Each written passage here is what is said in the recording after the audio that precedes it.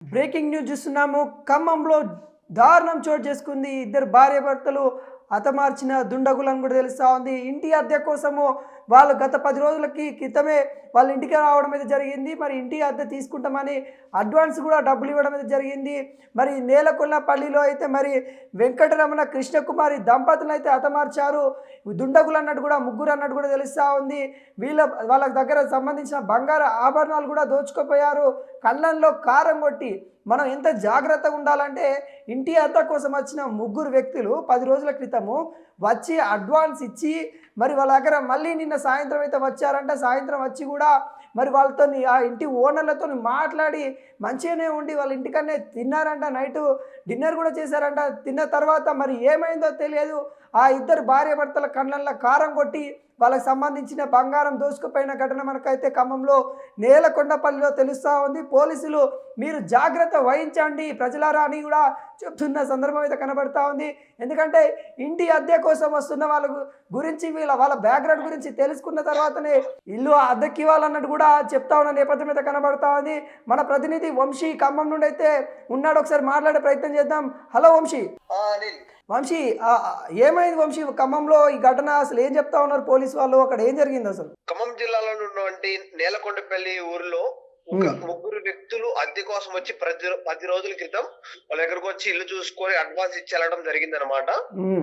నిన్న చూసుకున్నట్టయితే నిన్న ఈవినింగ్ వచ్చారు. ఈవినింగ్ వచ్చిన తర్వాత వాళ్ళ ఇంటి దగ్గర భోజనం చేసి వాళ్ళ రూమ్ తీసుకుని ఎటువంటి వాళ్ళు తీసుకున్న గదిలో ఆ గదిలో పండుకున్న తర్వాత వీళ్ళు నిద్రిస్తున్న అంటే కృష్ణకుమారి వెంకటరమణ నిద్రిస్తున్న టైంలో వాళ్ళ ఇంటి లోపలికి వచ్చేసి వాళ్ళ కళ్ళల్లో కారం కొట్టి ఒంట్లో ఉన్న బంగారం గానీ నగలు అంటే డబ్బులు ఇవన్నీ దొంగలేయడం జరిగింది. మనం చుట్టుపక్కల ఇప్పుడు దీన్ని చుట్టుపక్కల మనం చూసినట్టయితే కారం గానీ వాళ్ళ చుట్టూ కారం ఉన్నట్టు కనబడుతుంది అనమాట. పోలీసులు కూడా వచ్చి దర్యాప్తు చేస్తున్నారు కేసు అనేది. అసలు వీళ్ళు ఎక్కడి నుంచి వచ్చారు ఏంటని తెలుసుకునే ప్రయత్నం చేస్తే వాళ్ళు జస్ట్ 10 రోజుల క్రితం ఇక్కడికి వచ్చి అద్దె ఇచ్చడం జరిగింది అని చెప్పడం జరుగుతుంది. నైట్ మరి ఏ టైంలో జరిగింది క్లారిటీ అయితే లేదు, కానీ వీళ్ళు పడుకున్న సమయంలో వచ్చేసి కారం కొట్టి ఉన్న నగదు గాని తర్వాత బంగారం ఇవన్నీ తీసుకుపోవడం జరిగింది అనమాట. అంటే గతంలో మనం చూసినట్టు ఇంటి నుంచి ఎక్కడి నుంచి వచ్చారో ఎవరికి తెలియకుండా ఎలాంటి అద్దె కూడా జరుగుతుంది అనమాట. ఖచ్చితంగా ఎంక్వైరీ చేసుకుని ఇక్కడ అంటే నేలకొండపల్లి అనేది పెద్ద విలేజ్ అంటే పెద్ద సిటీ కాదు, జస్ట్ విలేజ్ టైప్ లో ఉంటది. ఇక్కడ ఉన్న ప్రజలు కూడా చాలా భయంకరంగా అంటే చాలా దీనికి ఏమైంది అంటే అసలు అర్థం కాని పరిస్థితిలో ఉన్నారు వాళ్ళు కూడా. అంటే ఇప్పుడు కాదు వీళ్ళు బంగారం కోసం టార్గెట్ చేసిరని అనుకోవచ్చా?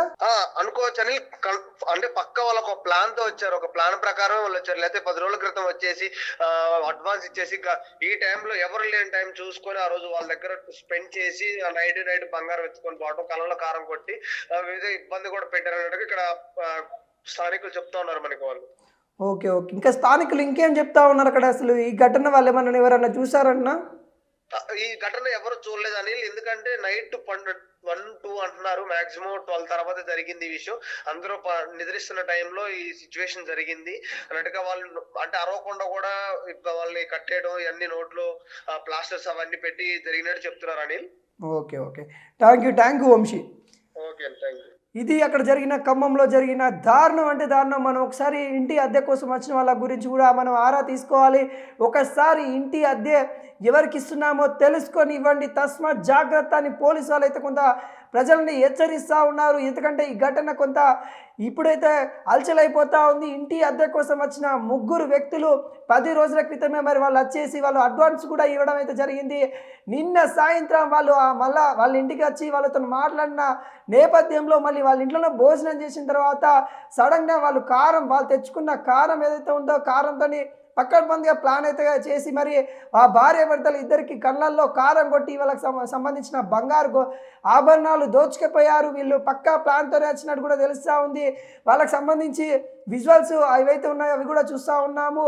వీళ్ళు ఏదైతే గత కొద్ది రోజులుగా ప్లాన్ చేసుకొని ఇలా చేస్తూ ఉన్నారు, వాళ్ళకి సంబంధిత ఆధారాలు లేవు వాళ్ళ కాడ అన్నట్టు కూడా చెప్తా ఉన్నారు. ఎందుకంటే వీళ్ళు ఇంటి అద్దెకి ఇచ్చేటప్పుడు ఎటువంటి ఆధారాలు తీసుకోలేదన్నట్టు కూడా అక్కడ క్లియర్ కట్గా కనపడతా ఉంది. ఇద్దరు భార్యాభర్తలు మృతి చెందారు, దారుణ హత్యకైతే గురయ్యారు. వెంకటరమణ కృష్ణకుమారి ఇద్దరు కూడా ఇంటి అద్దెకు ఇవ్వడం వల్ల మరి వాళ్ళ ముగ్గురు ఎవరైతే దుండగులు దుండగులు వచ్చారో ఆ దుండగుల చేతుల్లో బలైనట్టు కూడా తెలుస్తూ ఉంది. బంగారు ఆభరణ కోసం ఇద్దరి నిండు ప్రాణాలు పోయిన దాఖలాలు అయితే మన ఖమ్మం నుండి అయితే కనబడతా ఉంది.